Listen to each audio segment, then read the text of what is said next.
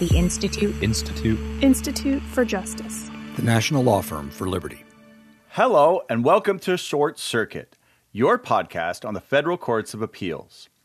I'm your host, Anthony Sanders. Joining me today is the former host, John Ross. And instead of talking about the Federal Courts of Appeals themselves, we're going to have a little fun and talk about ourselves. Because today is our 200th episode. So not our 200th anniversary. We haven't been around that long. But we began in February of 2015. We had quite a few episodes for a while. Then we had them not quite so frequently. Then the pandemic hit. Then we started doing them remotely, and I started hosting. And then we started doing them more often, because what else are you going to do in a pandemic? And now we're up to 200. And so we thought it was time. It's been almost 7 years of Short Circuit to talk about where we came from, to get John Ross back on the show, because you know him from his big time hit at Bound by Oath now, our other podcast. But he started here. Well, he started other places we'll hear about in a moment. But get some of the background on Short Circuit and what happened. But after we talk with Mr. Ross, we're also going to speak with Clark Neily and Evan Bernick, who used to run what I run now, the Center for Judicial Engagement, and now have gone on to bigger and better things. But for a time, we're pretty hot and heavy on Short Circuit. Pretty much every week, it would be Clark and Evan and John Ross asking them to talk about a couple cases. And then we're going to hear from a couple more guest hosts, you might say permanent guest hosts, as they used to say on The Tonight Show, with a couple more IJ colleagues later in this episode. So stick around for all that. We're very pleased to have a bit of a reunion show here today on our 200th episode. And what could be a bigger reunion than to bring John Ross back to the microphone? So, John, welcome back, and please tell the people what you've been doing when you've been gone. Well, first, can I do the intro again? I missed doing the intro. Of course. Take it away. I Hello didn't say and welcome anything. to Short Circuit, your podcast on the Federal Courts of Appeals. I'm your former host, John Ross, and today you'll be interviewing me, I guess. Yeah, and you'd say weekly podcast. Oh, right. But then when like they took your resources away, it would be bi-weekly, sometime bi-weekly. And other kinds of introductions. Well, I remember it fondly. Well, yes. So let's remember back.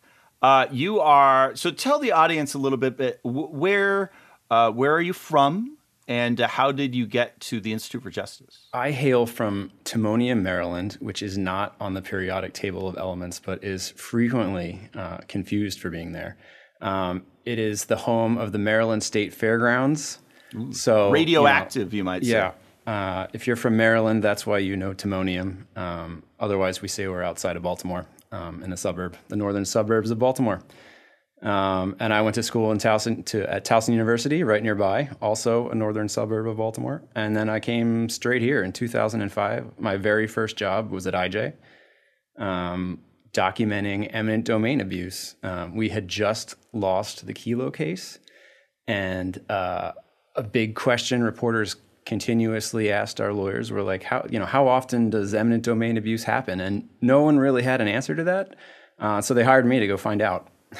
Wow. And so we lose a case, but we gain a John Ross. Exactly. Is what happens. Yeah. So you along the way, you got married, you have 2 kids. Mm-hmm. You live in in Virginia now.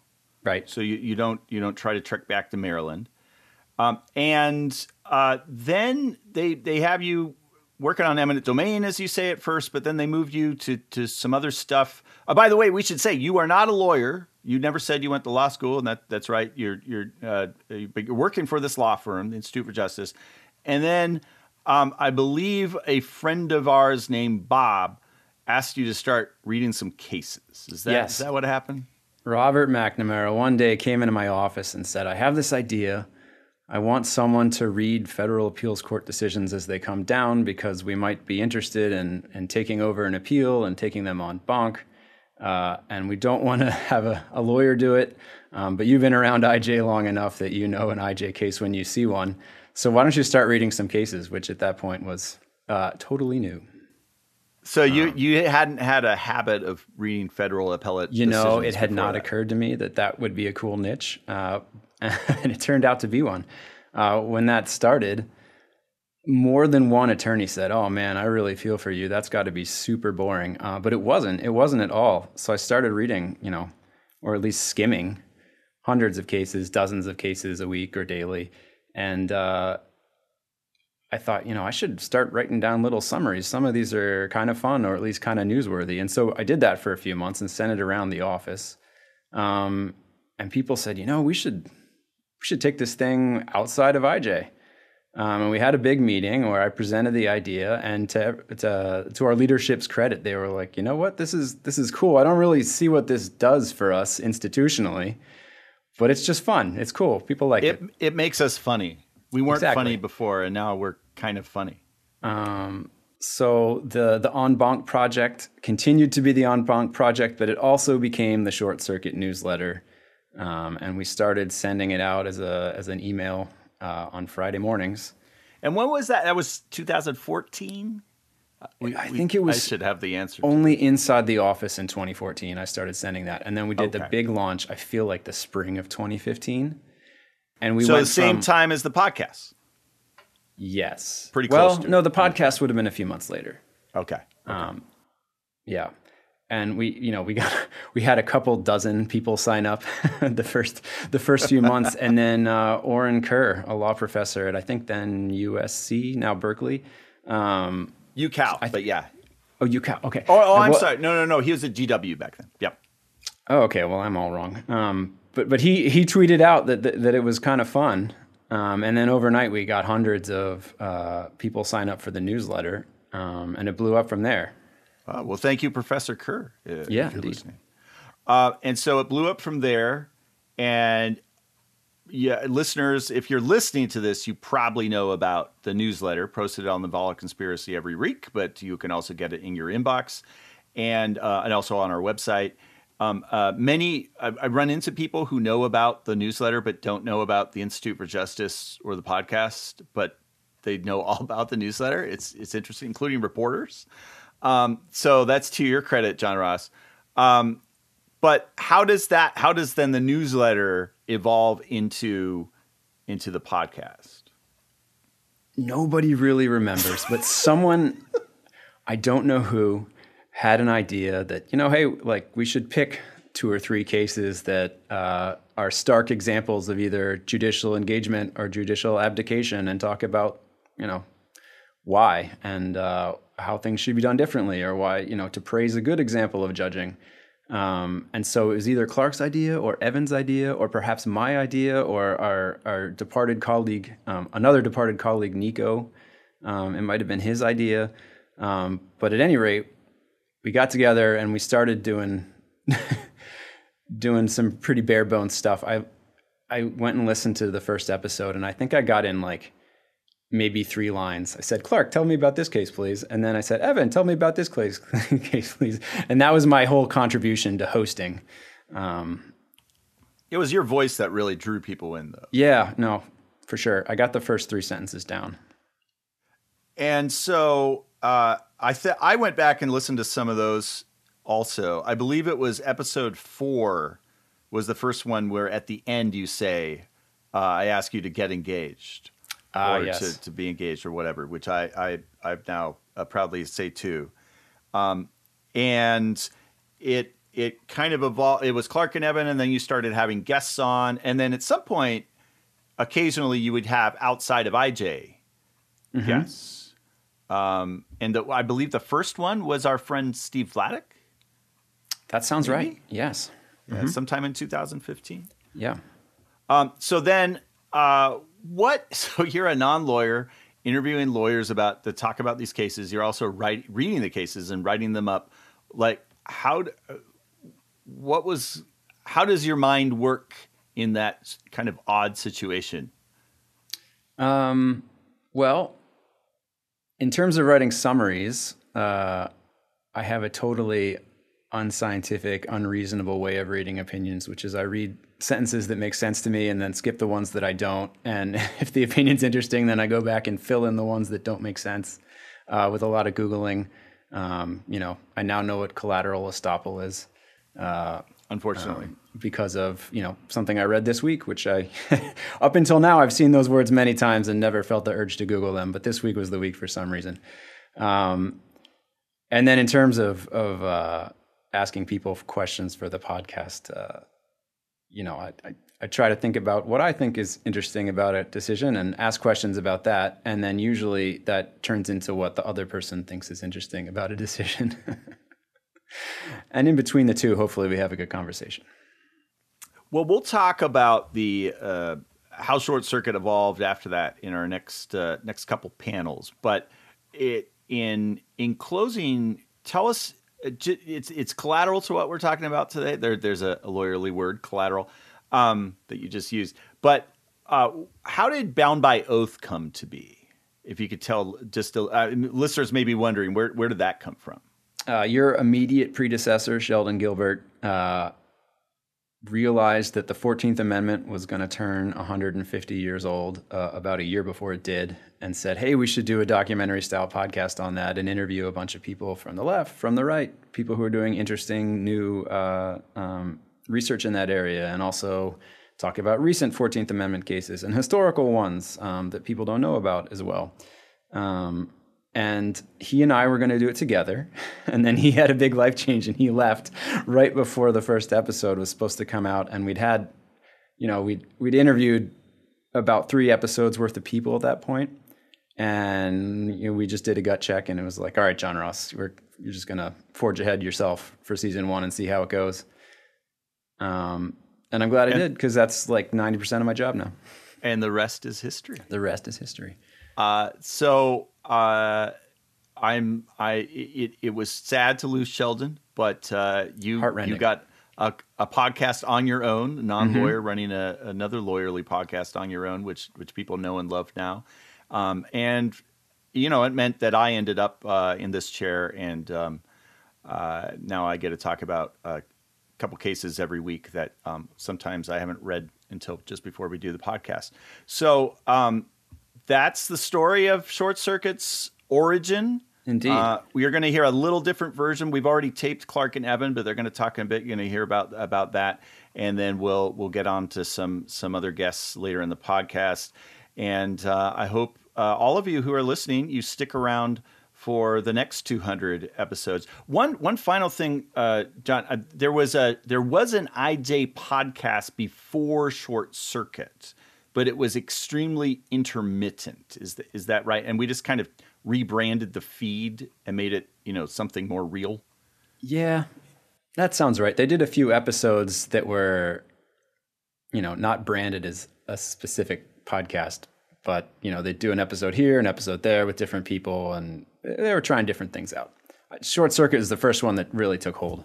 I think when we very first few podcasts that IJ did, it was back when you would load them onto your iPod. Ladies and gentlemen, that's why it's called a podcast, by the way, and not just, noise you hear on the internet, because you couldn't hear it on the internet. You'd have to put it onto your iPod to then listen. But that was quite a long time ago, it seems. So, all right. Well, thanks, John Ross, for coming on. We'll get on to some other guests, and thank you all for listening. Okay. Well, I am very happy to have with us in the virtual studio 2 gentlemen who longtime listeners of this podcast will need no introduction. But if anyone's joined us recently, we'll do a brief intro, and then what I really want to just hear is from them and their recollections. So first we have Clark Neily. Clark is a senior vice president for legal studies at the Cato Institute. There, he works in various areas of criminal justice reform. A few years ago, he published a very important book called Terms of Engagement that all of you should go and read. Also with us is Evan Bernick. Evan is an assistant professor at the Northern Illinois University College of Law. He teaches in various areas of law, including constitutional law. He is an author of a very recent book that I'm about a third of the way through, and I hope to be all the way through very soon, called The Original Meaning of the 14th Amendment. He's co-authored that with our friend Randy Barnett. And before he was assistant professor, he was assistant director of the Center for Judicial Engagement, and Clark was the director. And back in those days, they had been directing and assistant directing for a little while, doing judicial engagement stuff at IJ. And then one day someone came up with the idea of, you know what, the Short Circuit newsletter that our friend John Ross does, how about we turn it into a podcast? And hence, the podcast was born. So, gentlemen, thank you both for coming on. Please tell our listeners, why did you do this podcast as opposed to some other idea, and how did it get going? So I will confess that I do not have vivid memories of the precise origin of the idea for the podcast at all. I do know that once I heard about the idea, it sounded like a lot of fun, and that I was looking forward to working with Clark on it. The initial emphasis might have been given by Nico Perino, who was in communications at the time at the Institute for Justice. He's now at the Foundation for Individual Rights and Education. But my memory of the origins is hazy. It's kind of lost to the mists of time. Maybe Clark has a more vivid memory of exactly how this came to be. Yeah, I really don't. I think that really the reason why the podcast seemed like a natural idea, and the reason why I hope that it worked, is the same reason as what makes Short Circuit such a great newsletter and such an entertaining thing to read. It's fascinating what the courts do day in and day out.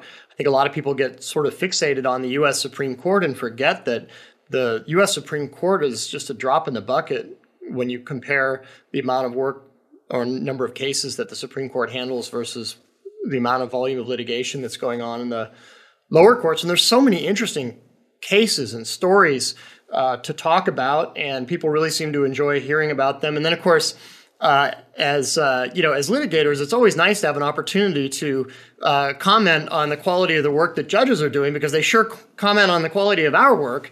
And so it's kind of fun to be in a podcast setting and be able to say, here's what I think about this opinion, and whether these judges did or didn't do a very good job deciding this case and explaining their rationale. So I think it seems like people have been interested to hear those stories and to hear our take on what's going on in the lower courts. And there's certainly a lot of really interesting cases to talk about. Mm-hmm. And there really wasn't anything like it at the time. There still isn't anything quite like it in terms of the perspective that is brought to bear on the cases that are discussed, and the razor-sharp focus on particular appellate decisions. You really don't get that kind of analysis from many other legal podcasts that tend to talk generally, particularly about the Supreme Courts. Sometimes they'll talk about individual cases.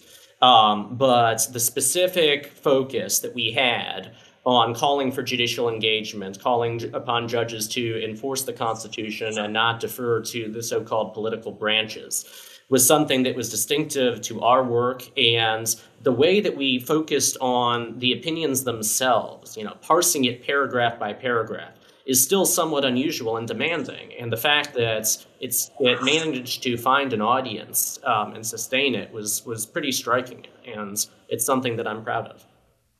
Well, we are very happy that you both started this. You are two of the three founding fathers, I would say, of Short Circuit. John Ross, our original host for a long time, who we'll be hearing from later in this podcast, is the other one. But I see the three of you, John Ross usually is the host, and the two of you usually did about 40 episodes in the first year, which is one heck of a clip.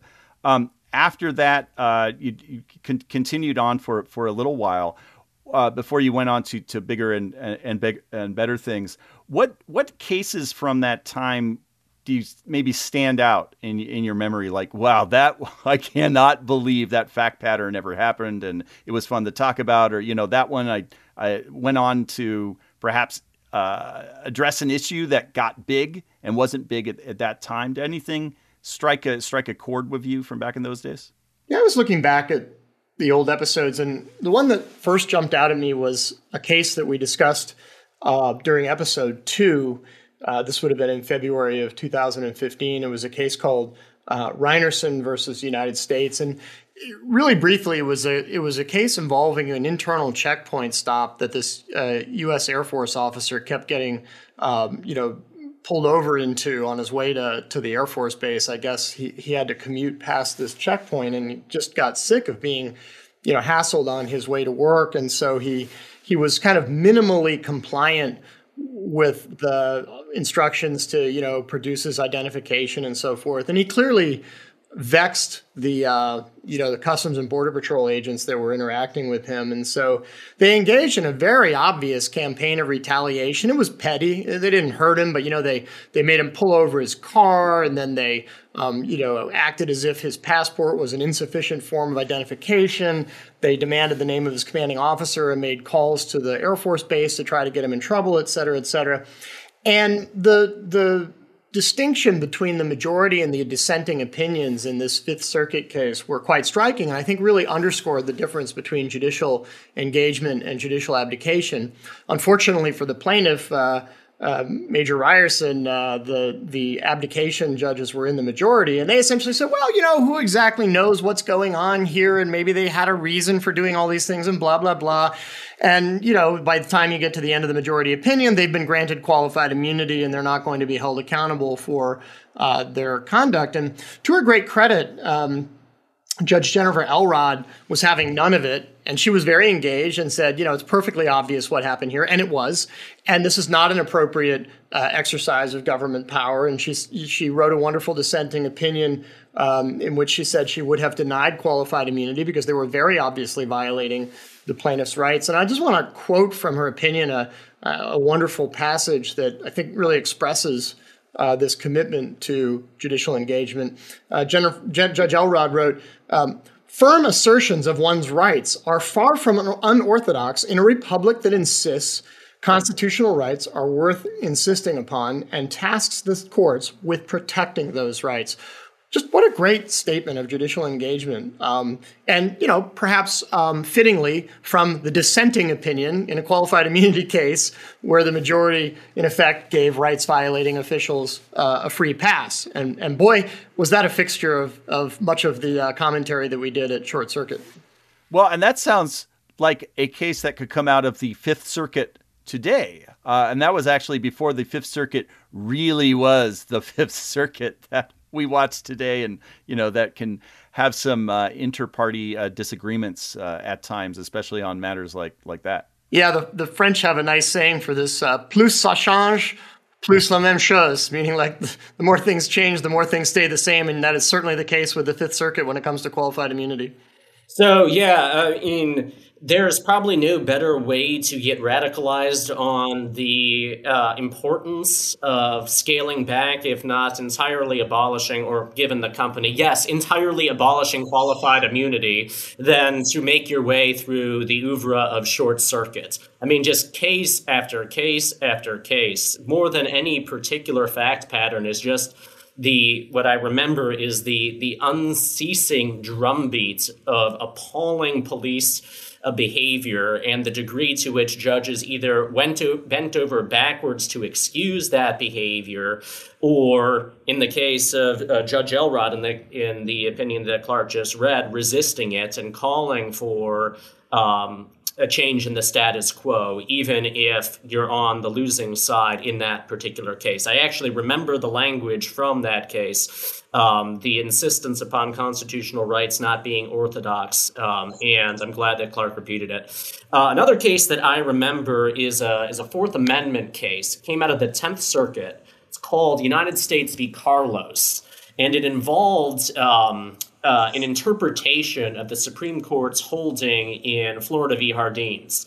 Florida v. Hardines says that police officers have an implied license to approach the curtilage of somebody's home consistent with the Fourth Amendment. Hardines says they can't do it with drug-sniffing dogs because people do not implicitly license cops to approach with drug detection mechanisms, but they say that there's an implied license. So Carlos is about what it takes to revoke that implied license. So the police get a tip that Carlos possessed firearms and sold methamphetamines. They conduct what's known as a knock and talk. They approach his door to speak with him. Despite numerous professionally printed no trespassing signs in the yard, along the sidewalk, and on the front door. After Carlos exits from the back door, he answers a few questions. He denies the officer's request to search the home, but the officers follow him in and get closer and closer, and then they obtain a search warrant based on the observations made while in the house. And the court says, no, all these trespassing signs lined up, professionally printed, aren't enough.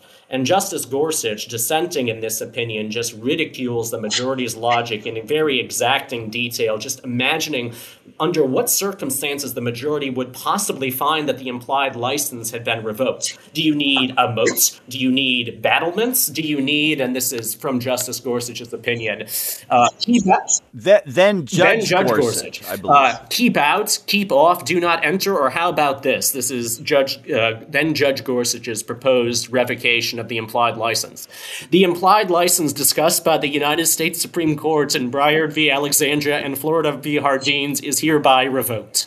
So that is a good illustration both of the degree to which appellate courts can defer in Fourth Amendment cases, and also a very vivid illustration of judicial engagement from Judge and now Justice Gorsuch, who, whatever might be said about his jurisprudence, has been a consistent proponent of judicial engagement with respect to Fourth Amendment questions.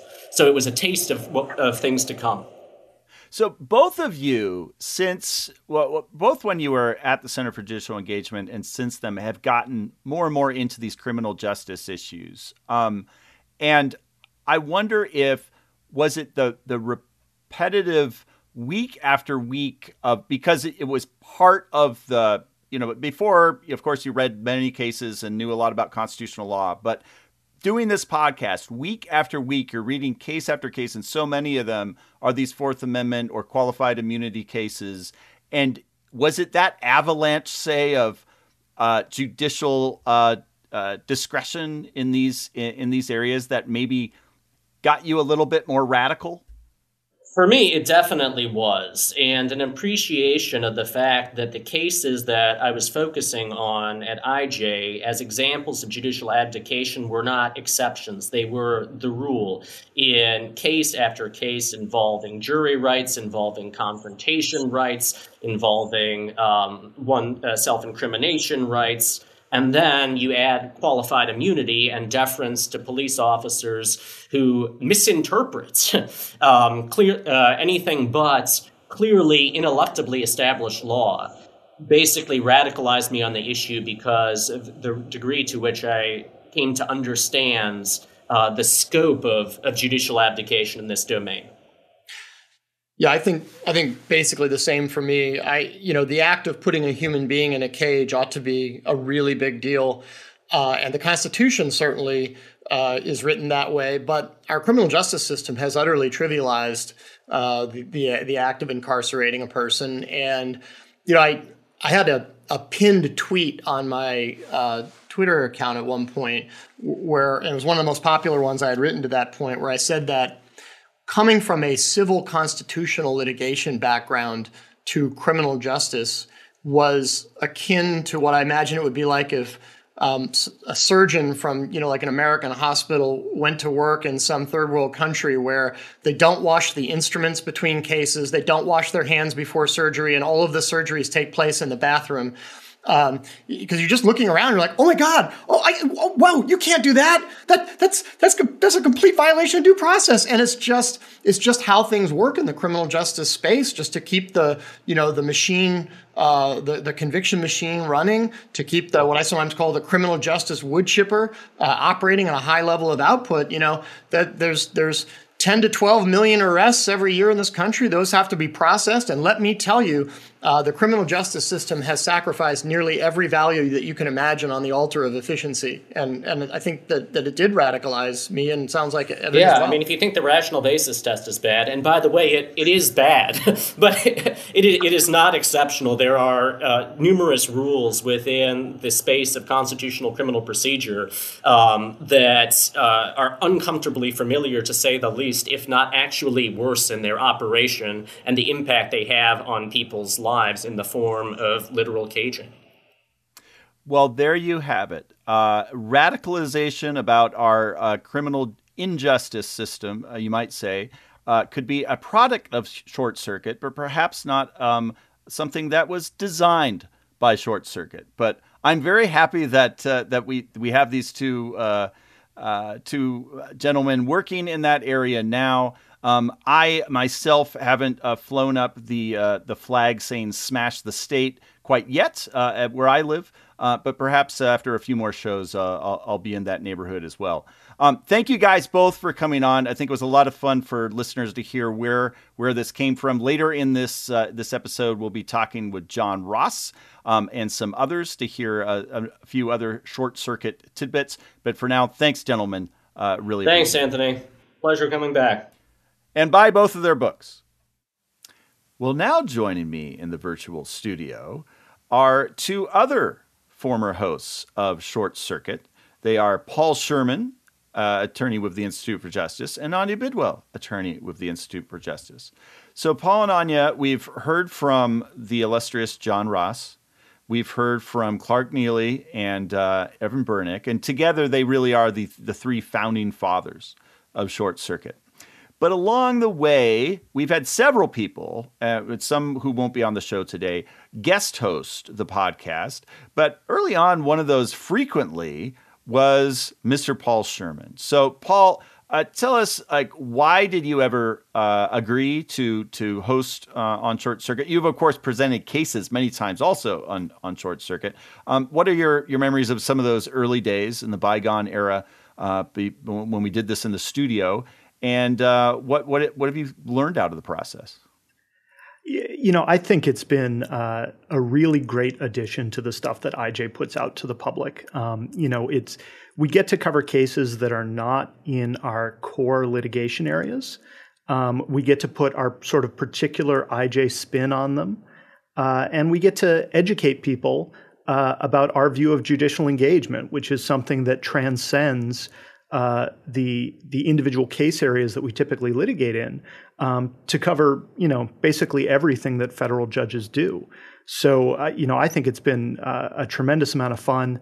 I really enjoy getting to dive into cases, some of which, you couldn't make up stuff that is weirder than the stuff that happens in the federal courts. I mean, just crazy cases come down every week. So, it's just a lot of fun to read through them and figure out ways to educate our listenership to them. And then when you've hosted in the past, you generally have been the person to select the cases, that you'll be talking about this week, or have you said, pick whatever you want, off of this list? Because I'm curious what kind of draws your eye to a good case for the podcast. Yeah, so I think a good case. So first, to answer your question, what I would typically do is just pick a few of the cases that I thought were the most interesting and send them to the other panelists and just have them pick the ones that they're most interested in talking about.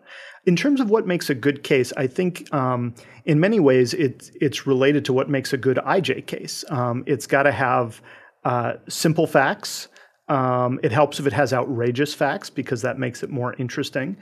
And it helps if the law is relatively simple. I think we have an educational mission to try and explain the law to people, but that doesn't mean that we're going to explain every type of law to people. So, we focus on our core competencies in constitutional law and sometimes civil procedure and things like that. We're not going to spend an hour discussing an ERISA case or something like that. No, although listeners may know a movement in the last year or so to maritime law, which I do have a bit of a penchant for. Anya, along the way, it was, I think, in the era of our dear friend Sheldon Gilbert ran the Center for Judicial Engagement, we started doing these live shows. And Sheldon left after, I think, his first live show. And we needed someone to carry on the torch, to pick up the torch. And you fell into that spot and have done it wonderfully since then. Tell us about what you have brought to Short Circuit Live when we've done it at various law schools, and what do you think makes for a good live podcast? Because most podcasts, of course, are podcasts, and then there are live events that turn into podcasts, and we do a little bit of both. Yeah, so first of all, I highly recommend on your first day at IJ, or like the first day you're at the headquarters, you barge into John Ross's office and you basically say, "Hi, I love Short Circuit. And what can I do for it?" So, and he's like, "Well, if somebody's asking for work, I'm going to give them work." So that's how it all started in the first place, where I actually was lucky enough to guest host some of the traditional Short Circuit events where we do our podcast stuff, right? And then after that, Sheldon had this great idea of having live events, specifically focusing on particular circuits. And he sent this office-wide email saying, "We're going to do one in DC Circuit." And I then emailed immediately and said, "The next one is going to be in Texas, and it's going to be on the 5th Circuit." And basically we started planning it right out the gate. As he was doing the DC Circuit one, we were already putting this one in the cooker. And that's another advice for anybody who wants to do live events, is start doing it super early so people can't say, "Unfortunately, I'm too busy." You're like, "Hey, this is 4 months in advance. Come on, man. Like, how busy can your calendar be?" So we started planning the 5th Circuit event pretty much right there. And then Sheldon left. And I was already planning the event. So, John is like, "Well, I guess you'll just have to do it." And it was, of course, very intimidating because we had this great panel. We had Steve Vladek, one of the illustrious professors. Then we had Evan Young, who is now a Texas Supreme Court judge. And at the time, he was the head of Supreme Court litigation group in Baker Botts. We had, at the time, Texas Solicitor General, right? So it was an incredible panel. And I thought, God, who am I to be asking those people questions? But at the end of the day, when you have really good opinions, where you have really great dissents, and when you have a panel with varied views, you will have a very interesting discussion. And that's exactly what happened. We had a great discussion, and then we decided that we can just keep going and keep organizing these kind of events all across the country. And it's been great. We have one coming up. So if you want to ask me about that, I'll talk to people about that. I would love, let's talk about that now, and then we can hear about some of the other events. And I believe that is, people should mark their calendars if they live in the DC area for April 6th of next year? Yes, April 6th of next year at the National Press Club. We have a superstar panel. We have Lisa Blatt, Paul Clement, and Kelsey Brown Corcoran. All of them clerked on DC Circuit, and then after that went on to clerk for U.S. Supreme Court justices.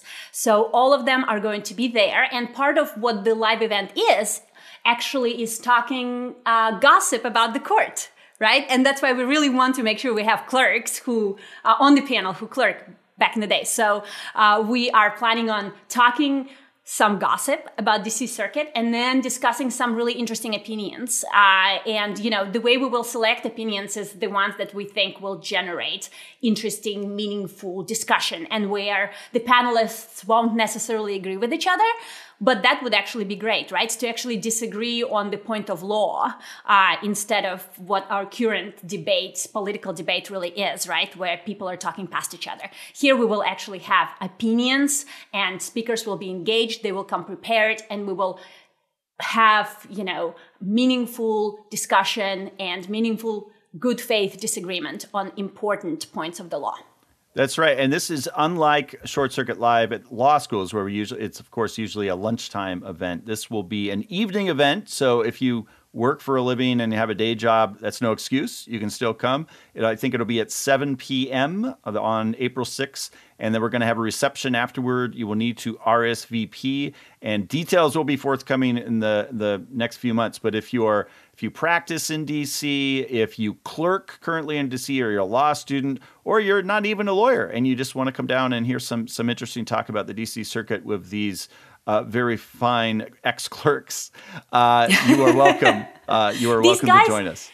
These guys, they come prepared, Yeah, these guys come prepared. It's pretty amazing. They actually have to read the opinions we select for them, right? And they kind of come in ready to open up the discussion by discussing the cases. And one of my favorite stories from Short Circuit Life is actually Will Bode, when he came to our Seventh Circuit discussion, and there were a lot of law students because it was a lunch event. And he opened up. I said, well, Will is going now to tell us about this particular case. And he opened up by saying, I would like to first apologize to all my students for putting them on the spot during my classes.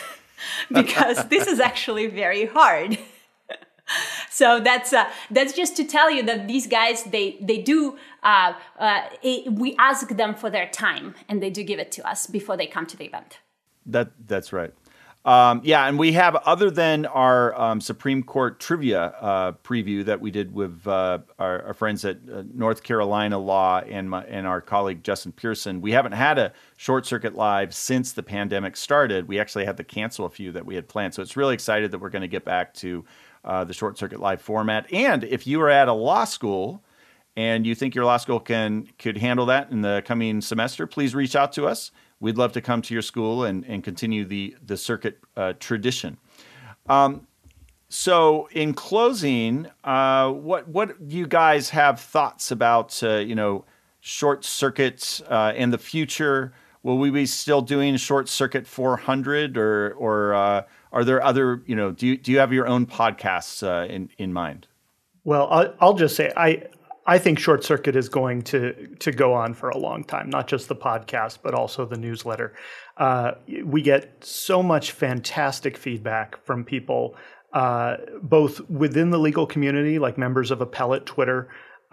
Sometimes we'll hear from judges that they love Short Circuit, and reporters get back to us and tell us that it's just a great way for them to keep on top of cases that might otherwise fly under the radar. So I think it's a really valuable service. And more than that, I think it's very entertaining. I get a real kick out of writing summaries every week for it. Last week, I got to write one in verse. So I'm always looking for fun new ways to summarize these cases. And I think that's going to go on for a long time. I would love to hear the one in verse. Oh, man. It was, okay, so it was about a boat accident in Greece. And it went when the MV Galini hit the MV Marina in the Paros-Antiparos Strait. A woman named Curtis, with wounds most injurious, brought suit in the United States. The Galini's, sensing disaster, the Galini's master pled forum non conveniens. The First Circuit said no, and that's how it would go. So here in the States, he defends. And that was such a good poem that, as dedicated listeners know, we talked about that case on the last episode of Short Circuit, which actually hasn't been recorded yet, but it will have been by the time listeners hear this episode. So I don't understand what you just said. It was a beautiful poem, Paul. Thank you. That's all I have to say. Well, thank you everyone for joining us for a good bit of discussion of Short Circuit, both the newsletter, I agree, which so many people value, and this little podcast. We hope that we'll be here for Short Circuit 400 and beyond. But in the meantime, I want everyone out there to have a wonderful holiday season and to also get engaged.